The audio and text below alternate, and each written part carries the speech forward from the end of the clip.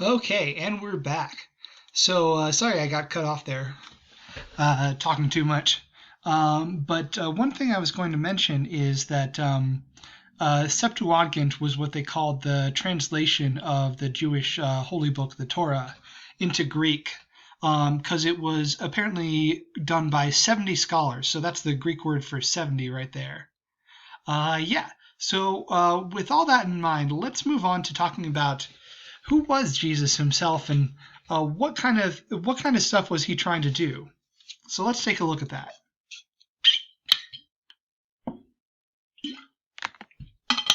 Okay, so a little bit more about Jesus's time. There were different movements among Jewish scholars and sort of the whole religion. You had the Pharisees, who appear a lot in the Bible. They were determined to practice the law of Judaism in a Greek and Roman world and try to really make the whole thing work. And they were in contrast to the Sadducees, who only thought that what was written down worked. So the Pharisees were a little more traditional, but also a little more popular, and they were also Jesus's opponents. So that is one of the contrasts that Jesus drew, was a contrast between the law and actually being good to each other and taking care of each other.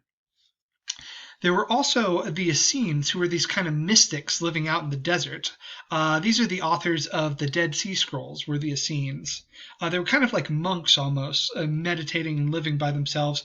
They had a lot of goals of detaching from the world. And it seems like in some ways they were an influence on Jesus. But what all of these traditions had in common was a sort of anger with the Romans for taxing them too hard, for taking over their culture, their country, and an interest in a theme of apocalypse. So when you think of apocalypse, you think of sort of the world being destroyed and then things are good after that. Everybody goes to heaven, something like that. It comes from a Greek word meaning everything is revealed. And at this time, there was a lot of people feeling like God would destroy the Romans somehow, would overthrow them and set the Jewish people free, because that's what people were praying for, is for the outsiders to be overthrown. And wrapped up with all this was the concept of the Messiah. So Messiah today, a lot of people strongly associate with Jesus Christ. But originally, it was a Jewish concept, which meant a special leader who was going to set the Jewish people free. And this is a concept that goes way, way back to the time when the Jews were taken over by Babylon and Assyria. That God would send a special leader to set people free, and the Messiah means the anointed one, the one who is honored by being covered with holy oil. And basically just a future leader who will save the Jewish people from this oppression and destroy the oppressors. Now the question is this a political leader or a spiritual leader?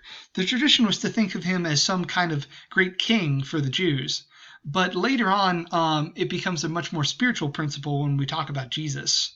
But that's why the Jews could think of a powerful king who saved them from oppression, like the king of the Persians could be this leader. But what they say about the Messiah is that he's like a good shepherd. The Jews were, people who took care of their flocks. So they use that image, the good shepherd who takes care of his sheep. We are the sheep, and he will take care of us. That idea became attached to Jesus. Okay, so Jesus was someone who is coming from this tradition and came to be known as the Messiah to those who believed in him. But who was Jesus? Because we have the image of Jesus that we have from our culture, from standard Christian traditional things, and from the way Christianity has been involved in Western popular culture. But who was the actual Jesus? The actual Jesus is a little bit different, and we have to be careful to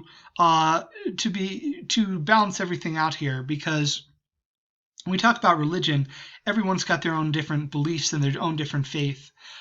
So what historians try to do is talk about the things that are most relevant from a historical perspective. So what can we say with some amount of reasonable certainty about Jesus? And what can we say about the time and place that he lived that helps us inform who he was? So The BBC did a study to figure out what Jesus might have looked like, the historical Jesus. And one of the things they noted was that a Jewish man living in this time would not have been white. We have a lot of pictures of kind of a white Jesus, but that's based on art from later on, art made by Romans and made by white Europeans in the Renaissance. But a person living in Jerusalem in this time would have been darker skinned, and probably some amount of beard and dark hair. And this is sort of just based on what an average Jewish man of the time might have looked like. Another interesting thing that's different about Jesus is that his name was actually Yeshua. So Yeshua is a relatively common name in the Jewish tradition. It's where we get Joshua. But when the Greeks started being interested in Christianity, they sort of tweaked the name a little bit because they wanted to learn about this figure who was so important. But they ended up calling him Jesus and trying to distinguish him from other Joshuas who were mentioned. And he kind of came to the Greek and Roman world first, that name, Yeshua. But they didn't really, they didn't want the name to end in an A because that would have been a feminine ending in Greek. So they called him Yesos, which became later on Jesus. But later on, the Greeks became more familiar with people named Yeshua, and those guys got translated as Joshua, but there was only one Jesus or Jesus. And where does the name Christ come from? It comes from the idea of the Messiah. So the Messiah is someone who is coated with special holy oil. The equivalent for that in Greek would be Christos, and that's where we get Christos. So Joshua, who is anointed with oil, that's what Jesus Christ means. And what we know about him is that he was a rabbi, he was a teacher, he was a religious leader who preached about the end of Rome and preached about the salvation, the end of the oppression of the Jewish people. When I was growing up, there used to be a lot of people who said, oh, he probably never existed. That was what kids I would talk to would say. But historians don't think that. Historians think he probably did exist. There was probably this one figure who started this movement, and we find bits and pieces of evidence for his existence here and there in various Roman sources and things like that. But what we debate is, what was the nature of his teachings? What was he trying to accomplish? What was he saying? What was he trying to do? So let's think about that a little bit. Like other figures like Socrates or Confucius, he didn't write anything down himself. Instead, we have accounts of his life.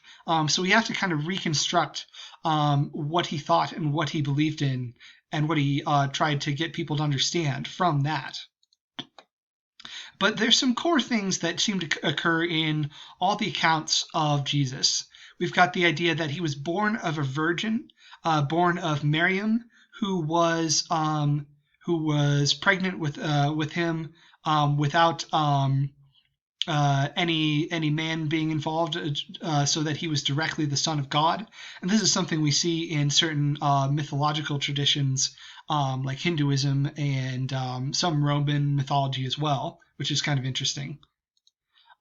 We have an account of his encounter with a guy named John the Baptist, who was maybe one of the original preachers in that area. It kind of had a movement before Jesus's, but the account in the Bible kind of brings John the Baptist into saying into the religion, into Christianity, by having him say, I was sort of paving the way for you. You are the guy, you are the one who is really supposed to come.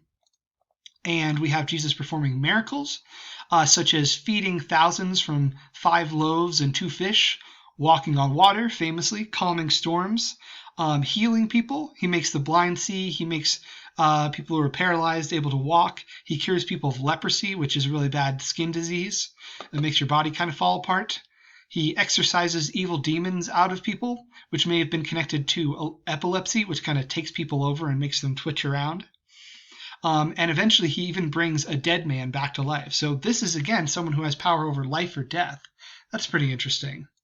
And the accounts all agree that he was crucified by the Romans, punished as someone who was rebelling against them, seen as an enemy of the Roman government. And crucifixion was not associated with good things in any way before this. Crucifixion was a particularly dark and gruesome punishment that the Romans had for their worst criminals. So it was a real sign of how they felt about him, that he was, trying to overthrow their world. And that is what he preached. He preached about the end of Roman power over Jerusalem, over the Jews. But this is a famous moment in Christian history, the crucifixion of Jesus. But it becomes an important part of the story, because after he dies, he is resurrected. The standard accounts, the Gospels, tend to agree on this as well, that people returned to his tomb and found that he was gone from his tomb, his body was gone, and then he appeared to people and told them that they had to go and spread the message of his teachings, and then he ascended to heaven and told everyone that they would be able to join him there in heaven. So there's a lot of interesting stuff going on with this. And the accounts that we have are the Gospels, written by Matthew, Mark, Luke, and John.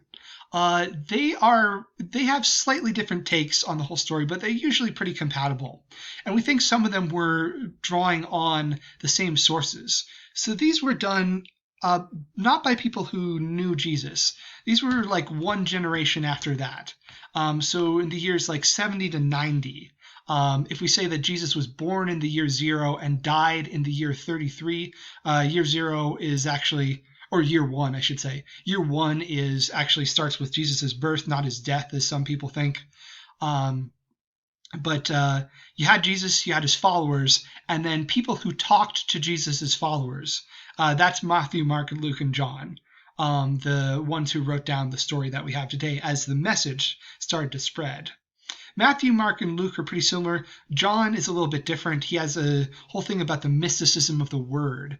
And we get some mysticism about Jesus that suggests that he was there at the beginning with God and that Jesus is the Word of God, which connects to some ideas from Greek philosophy. One thing I find kind of interesting is that the 4 gospel writers are associated with different images. A human being, an eagle, a bull, and a lion.